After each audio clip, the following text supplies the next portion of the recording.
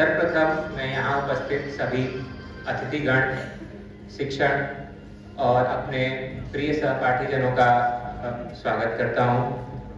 मैं आप सभी लोगों का अभिनंदन करता हूँ कि आप सभी मानवता के कल्याण के लिए देहदान जैसे महाकार्य को करने के लिए और समाज में इसकी जागरूकता को बढ़ाने के लिए एकत्रित हुए हैं।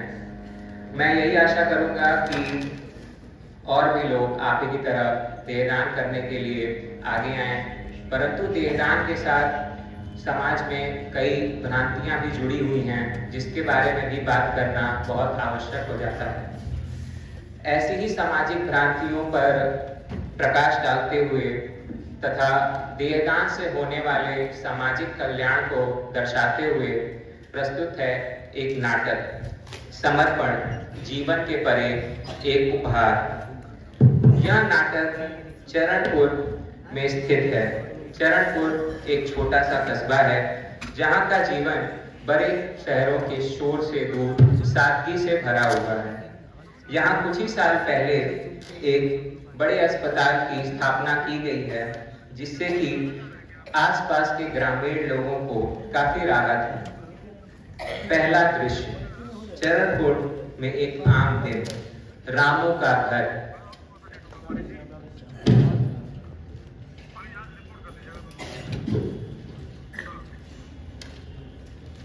अरे श्याम बाबू, आइए आइए आइए आइए।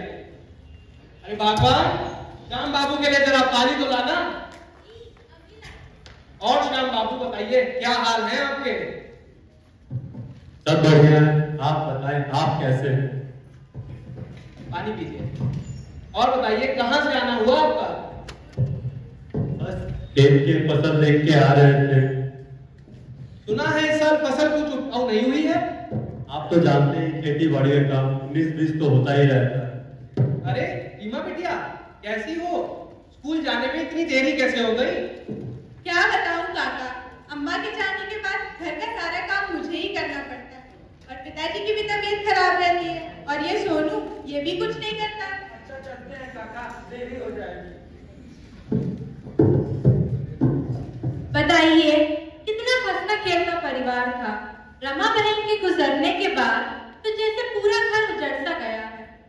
सही बात है, माँ के गुजरने के बाद घर तो सुना सुना हो ही जाता है। ब्रजेश बाबू एक समृद्ध व्यापारी हैं। सभी उन्हें पसंद करते हैं, लेकिन पत्नी के जाने की पीड़ा उनके दिल का बोझ बन गई है। रोज की तरह ब्रजेश बाबू शाम को थक हार कर अपनी दुकान से घर आते हैं। दूसरा दृश्य, रीमा बिटिया, थोड़ा पानी ले आना। जी पिताजी, अभी लाए।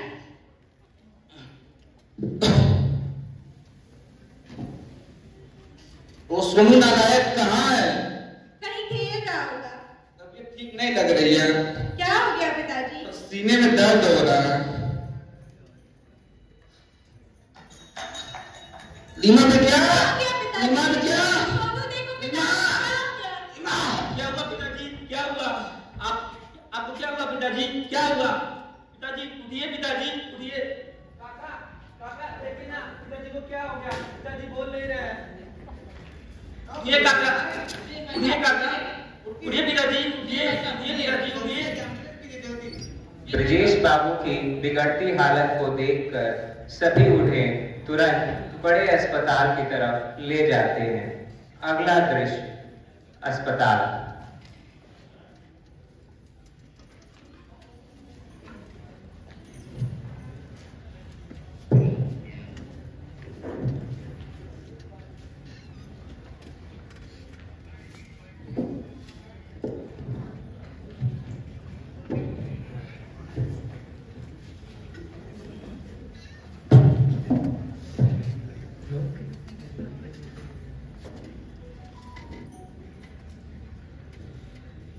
डॉक्टर साहब देखिए ना, मेरे पिताजी को क्या हो गया है, देखिए।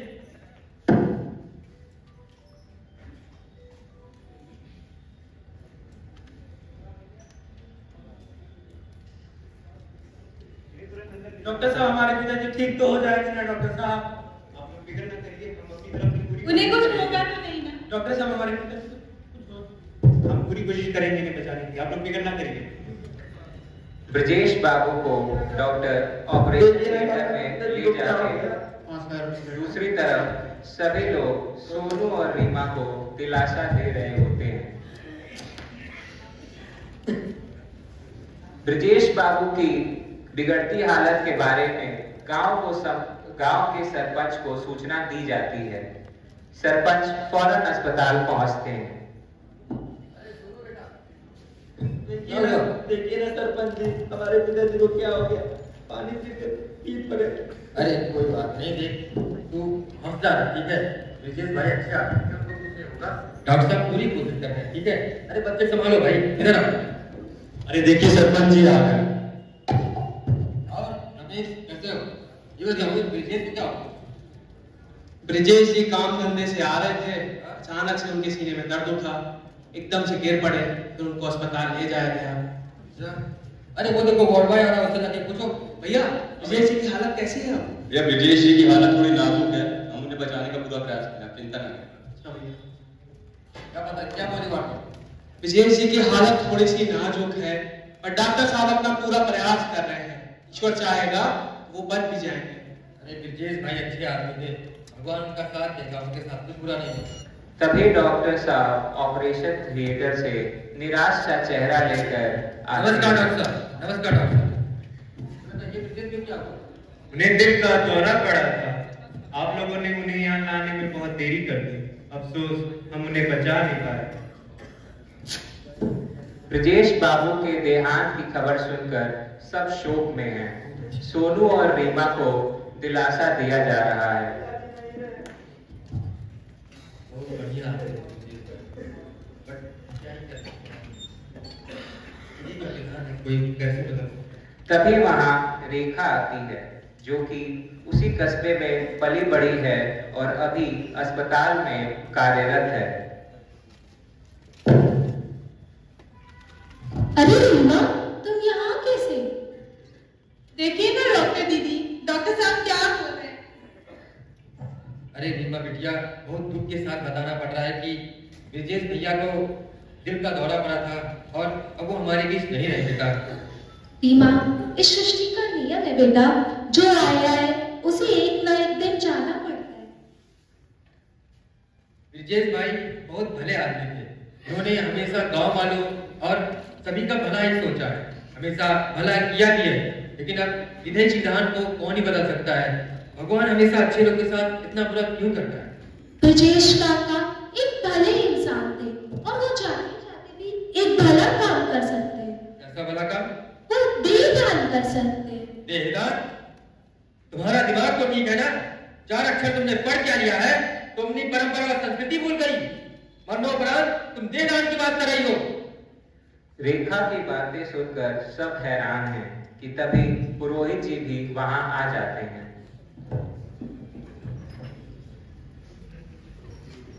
हे प्रभु, हे हरिनाम, कृष्ण जगन्नाथ प्रेमानंदी, ये क्या हुई? महादेव को है। महादेव, महादेव, ये क्या सुनने में आ रहा है? ब्रजेश भाई को क्या हो गया? ब्रजेश भैया दोपहर में आए, थके माथे से, उनके सीने में दर्द उठा और रीमा बिटिया से पानी मंगाया, ये अचानक से गिर गए। फिर हम भाग के सभी उनको अस्पताल लाए और यहाँ पर डॉक्टर साहब ने उन्हें मृत घोषित कर दिया। पुरोहित जी, क्या ये भगवान भी इतने भले लोगों के साथ ऐसा क्यों करता है? मैं ईश्वर से प्रार्थना करूंगा कि वो ब्रजेश भाई की आत्मा को शांति दे। अच्छा सरपंच बाबू, मैं क्रियाकर्म की तैयारियां शुरू करता हूँ। आप क्रियाकर्म की बात करती हैं और ये 4 अक्षर पढ़ी हुई लड़की मरणोपरांत उनके देहदान करने की बात कर रही है। क्या? त्राहिमाम, त्राहिमाम, ये लड़की, तुम्हारा दिमाग फिर गया है? मरणोपरांत देहदान की बात कर रही हो? अगर किसी की मृत्यु के बाद उसका देहदान हो और अंतिम संस्कार ना हो तो उसकी आत्मा को भी शांति नहीं मिल सकती। डॉक्टर गुप्ता अस्पताल के बड़े डॉक्टर हैं। शोर को सुनकर डॉक्टर गुप्ता अपने असिस्टेंट के साथ राउंड लेते हुए भीड़ की तरफ आते हैं। क्या हुआ पुरोहित जी, आप इतने गुस्से में क्यों हैं? देख रहे हैं डॉक्टर बाबू, ये लड़की मरणोपरांत देहदान की बात कर रही है। देहदान ही तो महादान है, इससे बड़ा और कोई महादान हो ही नहीं सकता। आप भी कैसी बात कर रहे हैं डॉक्टर साहब? अगर किसी की मृत्यु के बाद अंतिम संस्कार ना हो तो उसकी आत्मा को मुक्ति नहीं मिल सकती। पंडित जी, मुक्ति हमें हमारे अच्छे कर्मों से मिलती है और देहदान से अच्छा कर्म कोई हो ही नहीं सकता। पुरोहित जी, आपने तो अनेकों ग्रंथ पढ़े ही हो। महर्षि दधीचि ने भी अपनी अस्थियों का दान किया था वज्र अस्त्र के लिए। यहाँ पे अनेकों मेडिकल कॉलेजेस खुल रहे हैं जिनमें बच्चों को पढ़ने के लिए शरीर की आवश्यकता है, जिनमें वो आगे चल के भविष्य में अव्वल दर्जे के डॉक्टर बन सकते। चिकित्सा और विज्ञान में प्रगति के लिए देहदान की आवश्यकता है। डॉक्टर गुप्ता की बातें सुनकर सभी की आंखें खुल जाती हैं और सभी देहदान के महत्व को समझते हैं। रीमा, तुम भी तो डॉक्टर बनना चाहती हो ना बेटा? तुम्हें पता होगा शरीर की कितनी जरूरत होती है।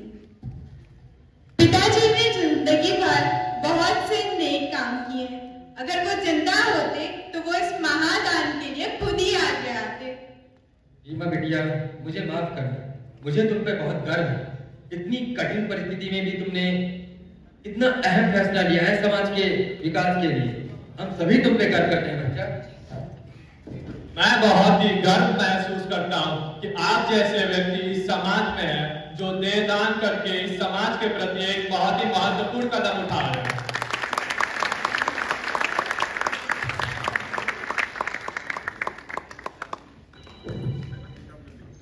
प्राण तन सब छोड़कर नश्वर की चादर ओढ़ ले, प्राण तन सब छोड़कर नश्वर की चादर ओढ़ ले। परमार्थ के कारण सभी का देहदान जरूरी है। रोग के उपचार को और चिकित्सीय उत्थान को जब अनुसंधान जरूरी है तो देहदान जरूरी है। जब नहीं हो मुझमें प्यार, इतना एहसान कर देना। जब नहीं हो मुझमें प्यार, इतना एहसान कर देना। अंतिम इच्छा यही कि मेरा देहदान कर देना। मृत शरीर अनमोल है, इससे नई खोजी कर देना। दान देने का सबसे बड़ा है, इसको व्यर्थ न जाने देना।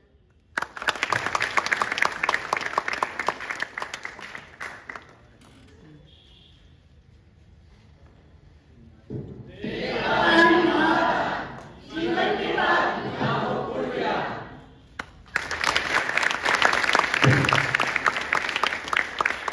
बहुत ही खूब कहा है। देहदान महादान जीवन के बाद भी ना हो पूर्ण विराम। धन्यवाद।